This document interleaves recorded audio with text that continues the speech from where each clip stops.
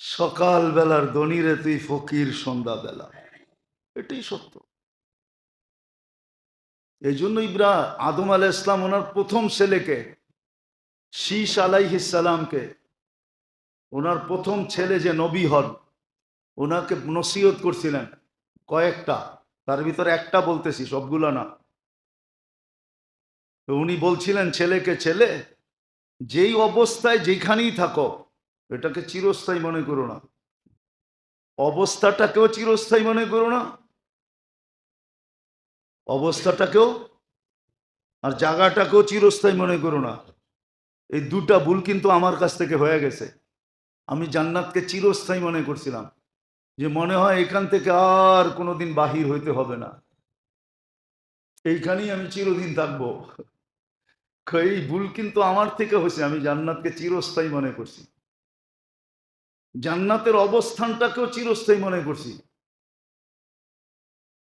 কিন্তু আমি চিরদিন থাকতে পারি না। বিধায় তোমাকে নসিহত করতেছি, চিরস্থায়ী মনে করবে না। সত্য এটাই। এই জন্যই সুযোগ আল্লাহ নিয়ে আসেন, এই জন্যই বলছেন কেনাউকা কাবলা ফকরিকা। এখন মাল আছে, কালকে নাও থাকতে পারে। এখন মাল আছে, কালকে নাও থাকতে পারে। বন্দাকে আল্লাহ ভালোবাসে বিদায় সর্ব ধরনের সুযোগই বন্দার দুয়ার পর্যন্ত আল্লাহ নিয়ে আসেন। এটা একমাত্র ভালোবাসার পরিচয়। ভালো যদি না বাসতেন তাহলে সর্ব ধরনের সুযোগ বন্দার দুয়ার পর্যন্ত নিয়ে আসতেন না। যে যাকে ভালোবাসে না তাকে কোনো সুযোগই দিতে চায় না। যাকে ভালোবাসে, পছন্দ করে, যার সাথে সম্পর্ক বেশি, সমস্ত সুযোগগুলা, সর্ব ধরনের সুযোগগুলা তার দুয়ার পর্যন্তই আসে। হ্যাঁ, কখনো দেখা যায় সে সুযোগকে কাজে লাগায়, আবার কখনো দেখা যায় লাগায় না। আবার এটাও সত্য, সুযোগ হাত থেকে চলে যাওয়ার পরে সুযোগ আবার কখনো আফসোসের কারণও হয়, যে সুযোগ তো আসছিল, কাজে তো লাগাইলাম না, আজকে লাগাইলে কতই না উপকৃত হইতাম। তো আল্লাহ ভালোবাসে বিদায় সর্ব ধরনের সুযোগ বন্দার কাছে নিয়ে আসেন। আর এই নিয়ে আসার কারণটা হলো আল্লাহ বন্দাকে কাছে করতে চান, কাছে করতেও চান। দুনিয়ার সমস্ত বড় পদস্থ মানুষ সবাইকে কাছে করতে চায় না, এটা হলো দুনিয়ার সিস্টেম। দুনিয়ার যত বড় মানুষ আছে, উচ্চ পদস্থের মানুষ আছে, ওনারা সবাইকে কাছে করতে চান না। ওনারা কাছে কাউকে করলো বাইছা বাইছা করেন। আবার এই বাছার ভিতরেও তাকায় তাকায় দেখেন যে আমার স্বার্থ কতটুকু সিদ্ধি হবে, ওই হিসাবে কাছে করেন। কিন্তু আল্লাহ তো স্বার্থের ঊর্ধ্বে, আল্লাহ সবাইকে কাছে করতে চান। এরকম কোনো ব্যক্তি নাই, এরকম কোনো নারী নাই, পুরুষ নাই, যুবক নাই, বৃদ্ধ নাই, যাকে আল্লাহ কাছে না করতে চান। এই জন্য সবার কাছে আল্লাহ সুযোগ নিয়ে আসেন। প্রথমত তো ভালোবাসার কারণে, দ্বিতীয় আল্লাহ সবাইকে কাছে করতে চান। আবার স্তরও দিছেন, হ্যাঁ, কাছে করার জন্য স্তর দিছেন। দুনিয়ার যারা পদস্থ, বিত্তশালী, সম্পদশালী, তারা ভাবে মনে হয় আল্লাহর কাছে হওয়া যাবে না। না, এদের জন্য বিরাট বিরাট পদের ঘোষণা আছে, কাছে হওয়ার বিরাট বিরাট। নইলে এই হাদিস কেন আসতো যে নরম নরম বিছনায় যারা আল্লাহর জিকির করে, আল্লাহকে বসে স্মরণ করে, এরাদেরকে উচ্চ উচ্চ মাকাম দেওয়া হয়। আল্লাহর কাছে প্রমোশনই আছে, ডিমোশন নাই, নিচে নামান না, বরং আরো উপরে উঠায় দেন। এই জন্যই তো ওমর রাদিয়াল্লাহু তাআলা আনহু আল্লাহর শুকরিয়া আদায় করতে যে চোখ দিয়া পানি পর্যন্ত চলে আসছে, যে আল্লাহর শুকরিয়া এত বড় মেহেরবানি। আমি বকরি চালাইতে পারতাম না, ডেলি একটা হারায়া আসতাম, নাইলে আগে পিছে হইতো। খালা ডেলি আমার কান মলতো যে বকরিটা চালাইতে পারোস না, আর আমি এখন 4 মহাদেশ চালাই। তো আল্লাহ উপরে উঠায়, নিচে নামায় না, আল্লাহর সিস্টেম। তো আল্লাহ বন্দার কাছে সুযোগ নিয়ে আসেন, সর্ব ধরনের সুযোগ। যেমন বললে বলা যায় ইবাদতের, নৈকট্যের সর্ব ধরনের সুযোগ নিয়ে আসেন। প্রথমটা তো হলো ভালোবাসার কারণে, যে আল্লাহ বান্দাকে অনেক ভালোবাসেন, যেই ভালোবাসার বর্ণনা দিয়ে শেষ করা যাবে না। কেন আল্লাহর ভালোবাসা, আল্লাহ যত বড় তার ভালোবাসাটাও এত বড়, ছোট না। দ্বিতীয়, আল্লাহ বান্দাকে কাছে করতে চান, সবাইকে কাছে করতে চান, গরিবকে, ধনীকে, শাসককে, শাসিতকে। কিন্তু অনেক সময় দেখা যায় আলী রাদিয়াল্লাহু তাআলা আনহুর কথাই সত্য হয়, মানুষ তার বিবেককে প্রাধান্যতা দেয়। একটা কথা মনে গাইথা রাখেন, মুসলমান যদি ইসলামকে, দিনকে আকল দিয়া না বুঝতো, আকল, বিবেক, বুদ্ধি, বিদ্যা দিয়া যদি না বুঝতো, তুলনা না করতো, কম্পেয়ার না করতো,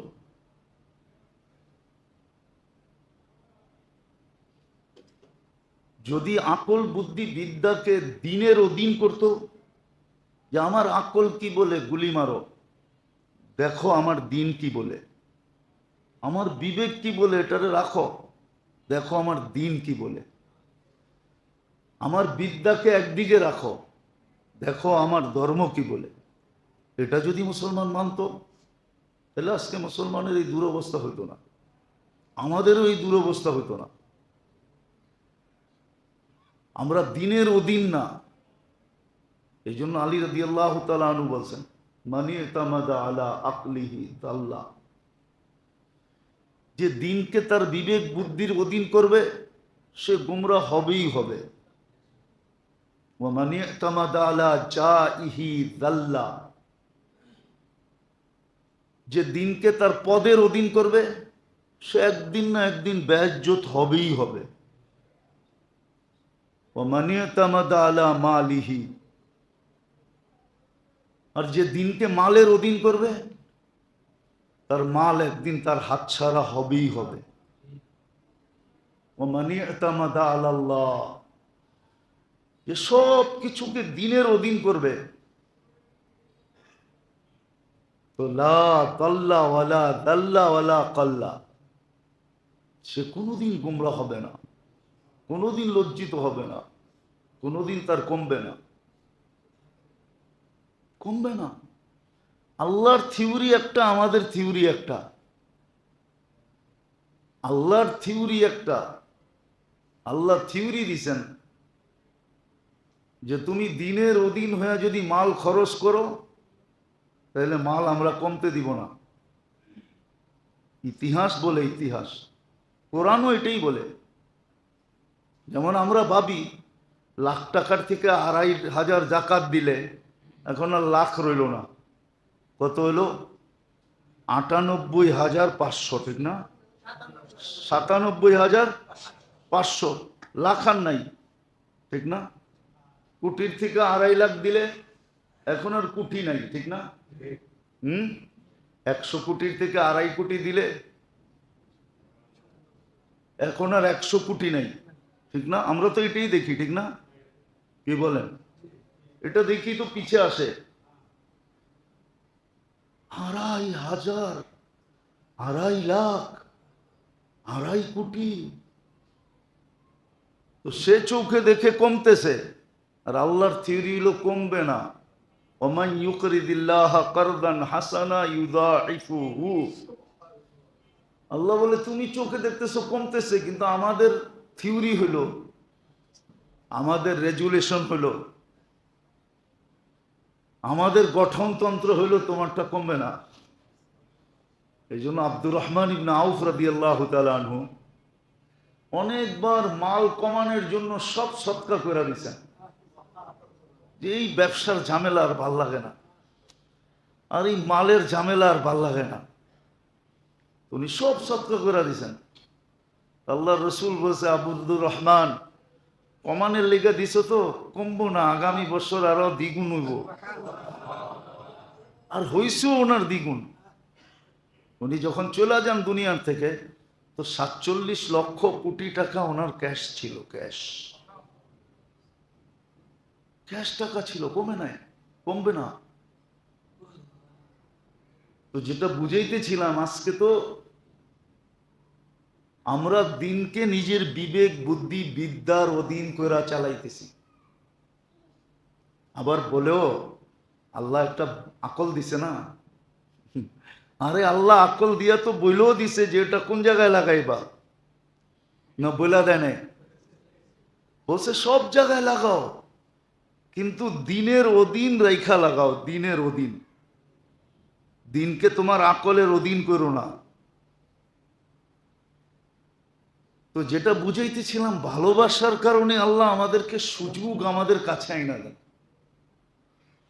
আরেকটা কারণ হলো, আল্লাহ আমাদেরকে কাছে করার জন্য সুযোগগুলাকে আমাদের কাছে নিয়ে আসে। বদনী শারীরিক আবাদতের যত সুযোগ আছে ওটাও নিয়ে আসেন।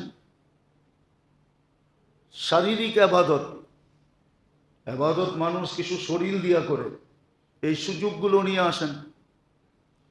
আবার কিছু আবাদত আছে মালি, ওটা মাল দিয়া করতে হয়, ওটাও আল্লাহ আমাদের কাছে নিয়ে আসেন। আর তৃতীয় আরেকটা আছে, সেটা হলো সময়গুলাকে মূল্যায়ন করার মাধ্যমে।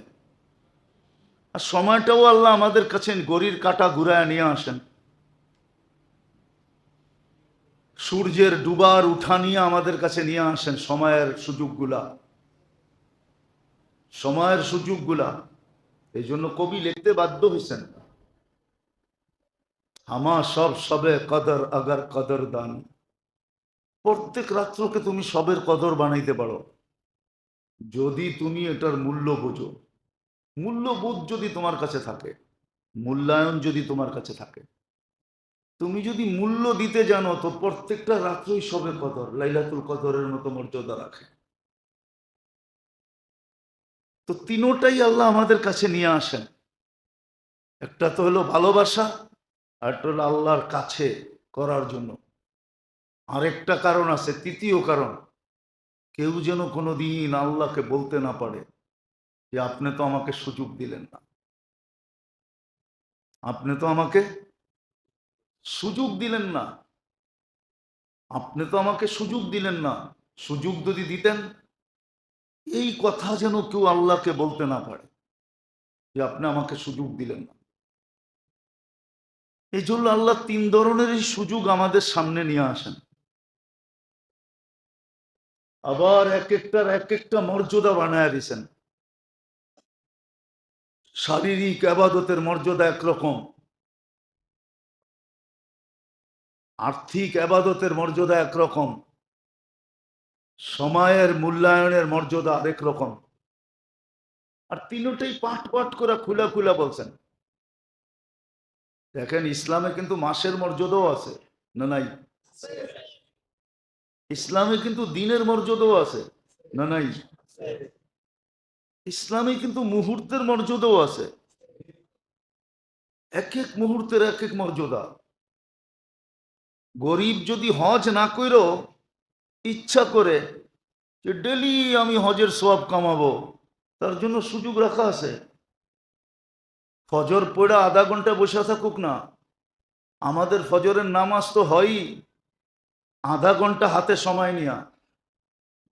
5:05 এখন ফজর নামাজ, 5:36 সূর্য ওঠে, 2 রাকাত পড়তে পড়তে 10-15 মিনিট চলে যায়।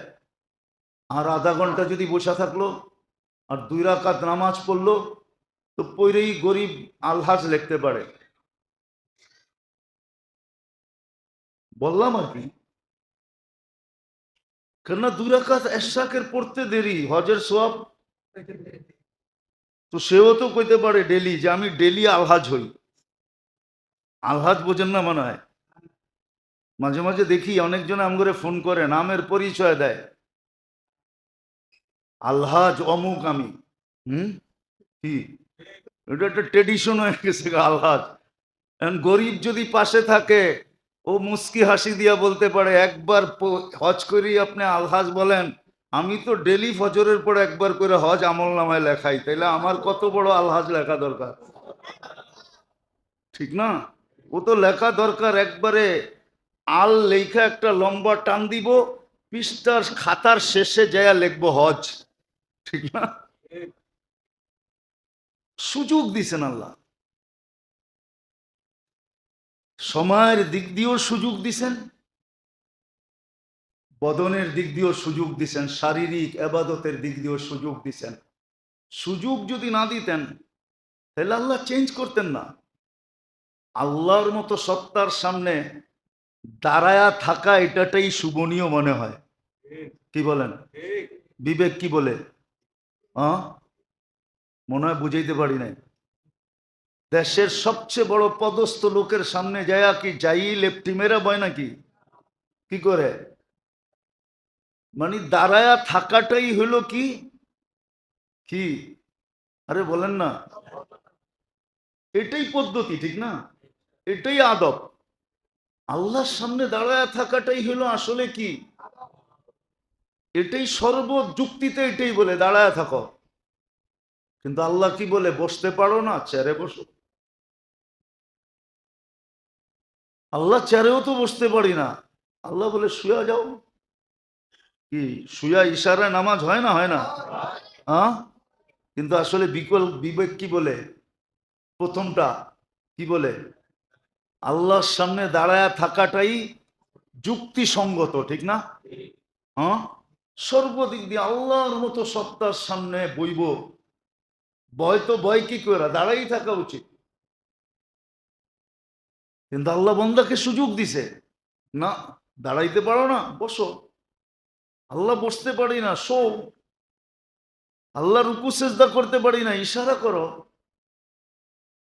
ইশারা করো তুমি, ইশারা করো।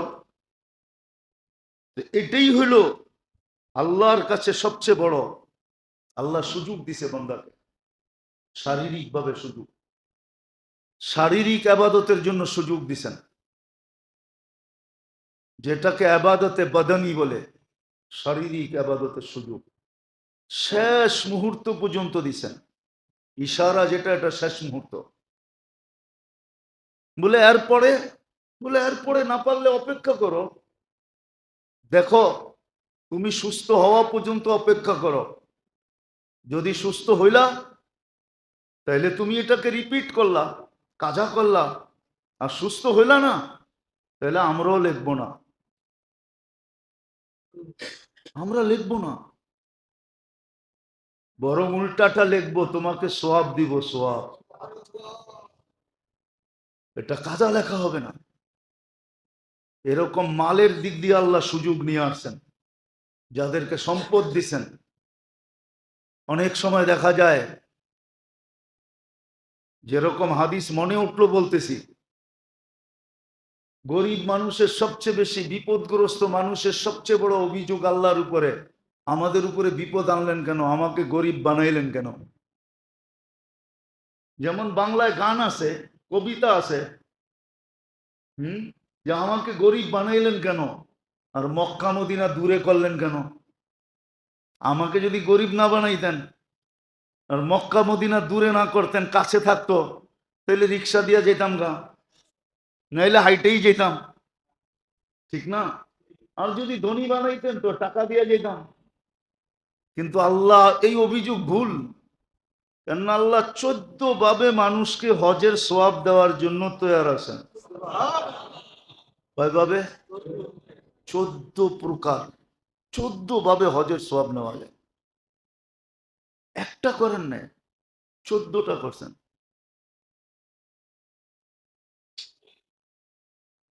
পুরুষের জন্য, নারীর জন্য, যুবকের জন্য, বৃদ্ধের জন্য, দরিদ্রের জন্য, গরিবের জন্য। বলে ওই 14টা যদি ধনীও করে, হ্যাঁ ধনীও পাবে। দালিকা ফাদলুল্লাহ ইউতি মাইয়াশা। যেরকম সাহাবায়ে কেরাম আয়েশা বলছে, ইয়া রাসূলুল্লাহ সাবাকা বিনা আহলুদ দাসুর, মালালারা তো আমাকে আগে চলে গেল। আল্লাহ রসুল জিজ্ঞেস করছে কিভাবে? কেন? ওরা 2 হাতে খরচ করে, আমরা তো খরচ করতে পারি না, আমরা তো পিছিয়ে রয়ে গেলাম। আল্লাহ রসুল চুপে চুপে এদেরকে দোয়া শিখাইয়া দিছে, সুবহানাল্লাহ আলহামদুলিল্লাহ ওয়ালা ইলাহা ইল্লাল্লাহ আল্লাহু আকবার। দোয়া শিখাইয়া দিছে, এটা পড়ো। তো কথা কি আর চাপা থাকে নাকি? দেওয়ালের তো কান থাকে। এটা ধনীরাও জানছে, যাই না ওরাও পড়া শুরু করছে। তো বলছে, ইয়া রাসূলুল্লাহ এটা তো ধনীরাও পড়ে, এখন দিলেন তো আমাগরে, পড়তেছে ওরা। আল্লাহর রাসূল বলছে, যালিকা ফাদলুল্লাহ ইউতি মাইয়াশা। তারপরে আবার চুপে চুপে কানে বলছে, শোনো, তোমরা যে গরিব, তোমাদের যে খরচ করার আকাঙ্ক্ষা, ডেলি যে তোমাদের ভিতরে আকাঙ্ক্ষা জাগে, তো আল্লাহ এই আকাঙ্ক্ষার বিনিময়ে ধনীদের দান করার সমপরিমাণ সওয়াব তোমাদেরকে দিবে। তো সবাই মিছিল করতে করতে বাইরে গেছে। যাক, তাহলে দেখা যায় আমাগো রাস্তা খুলে গেছে। আমরা যে ডেলি আকাঙ্ক্ষা করি যে আমরা দিতে পারতেছি না, ওটার সওয়াবও দেখা যায় আল্লাহ আমাদেরকে দিবে। তো যেটা বুঝাইতেছিলাম, সুযোগ কিন্তু আল্লাহ আমাদের সামনে নিয়ে আসতেছেন, সুযোগ আসতেছে আমাদের সামনে। বদনী আবাদতেরও সুযোগ আল্লাহ নিয়ে আসতেছেন 3 কারণে।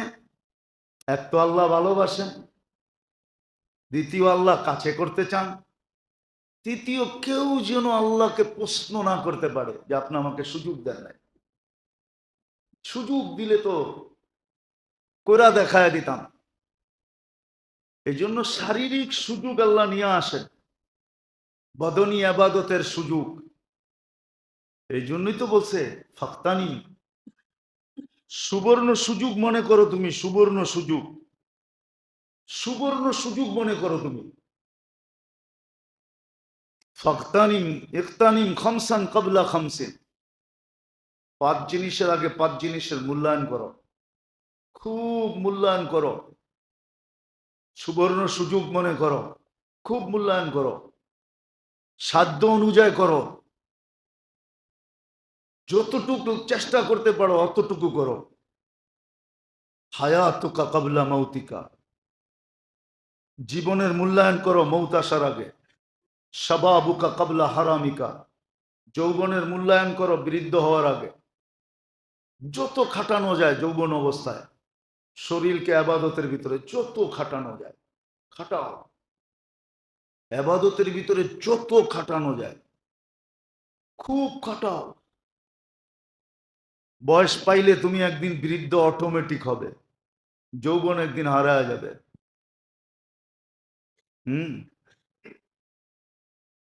একদিন হারায় যাবে। ফারাগুকা ক্বাবলা শুগলিকা, যতটুক সময় তুমি ফারেক পাও, কর্মব্যস্ততাহীন যতটুক সময় পাও, এটাকে খুব কাজে লাগাও, খুব ইবাদতে লাগাও, বন্দেগীতে লাগাও, খুব লাগাও।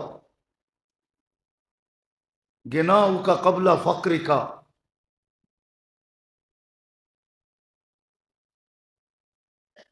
আল্লাহ সম্পদ দিছেন, কেননা সম্পদ একরকম থাকে না। সত্য এটাই, কবির কথাই সত্য, মনীষীদের কথাই সত্য। নবীর এপার ভাঙ্গে ওপার করে, এই তো নদীর খেলা।